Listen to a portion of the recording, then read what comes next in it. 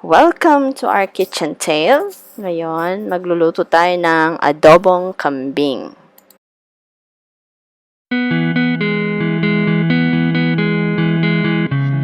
Okay, we have 1 1/2 kilos of boto-boto ng kambing.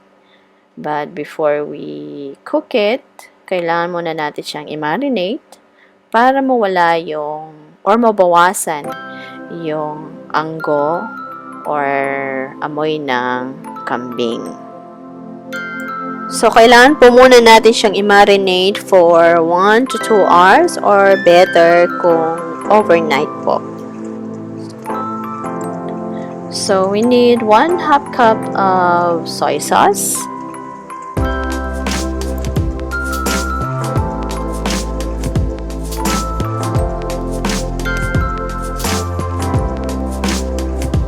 Then, mag-add po tayo ng soda. It's either 7-Up or Sprite.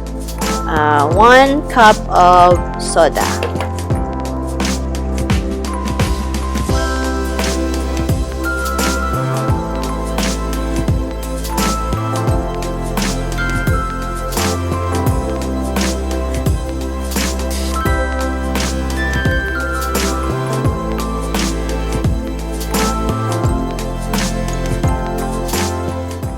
Then, let's add a teaspoon of ground pepper.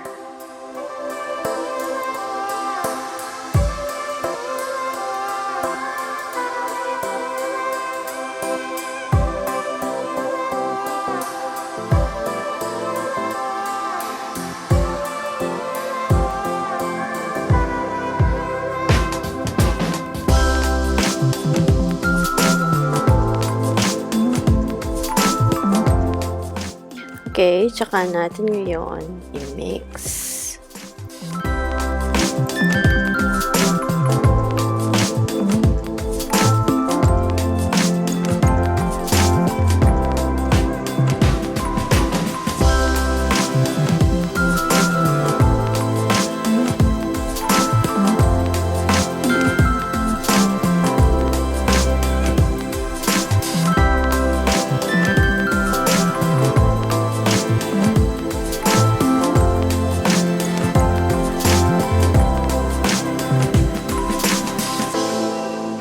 Now, let's cover it and then set aside.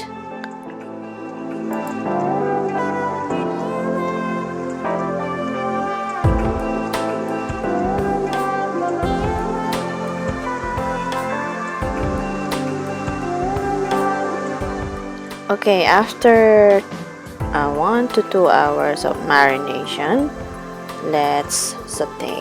Okay, let's put a little bit of oil. Then we need 5 cloves of garlic cut into pieces. And let's saute the garlic hanggang medyo a little bit brown siya at maamoy natin yung aroma niya before we add the onion.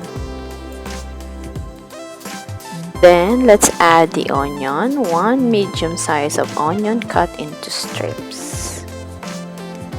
Okay. And then, antayin natin hanggang maging translucent ang onion before we put the meat.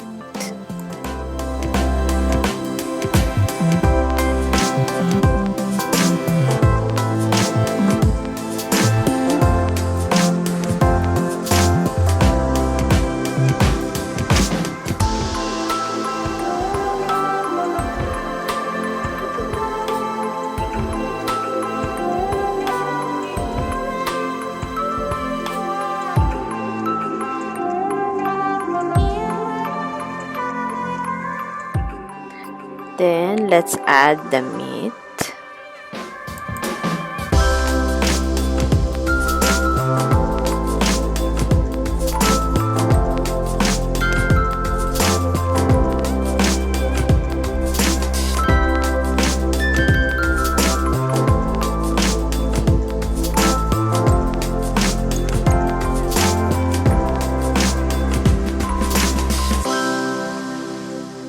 Okay, let's cover it and then let it simmer until 3 minutes.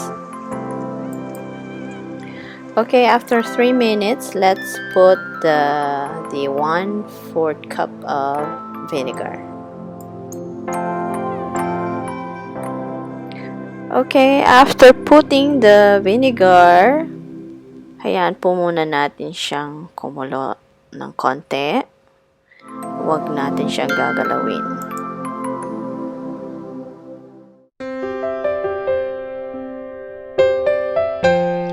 Now, let's put a little bit of peppercorn.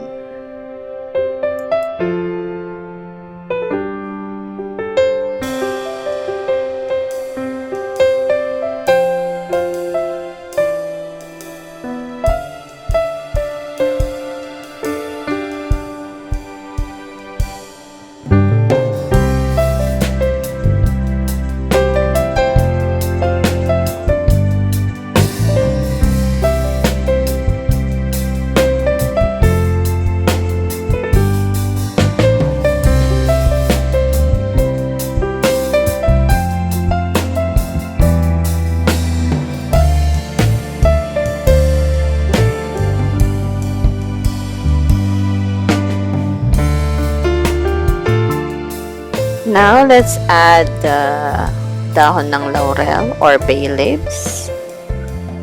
And then, yung ating konting sili. Then, medyo halu-haluin natin. At atin siyang tatakpan.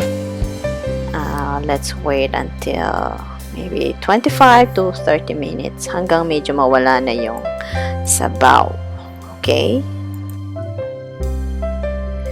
Okay, after 20 to 30 minutes, as you can see, wala nang gaanong sabaw. So, medyo patuyo siya. Though I cook it in low fire only.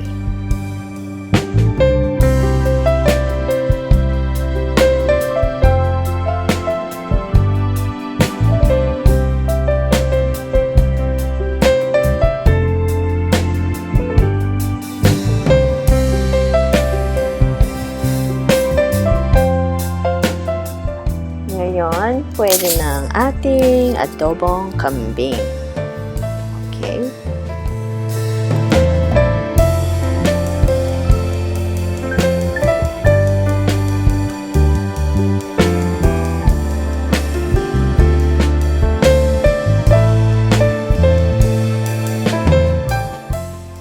Okay, ito na yung ating finished product.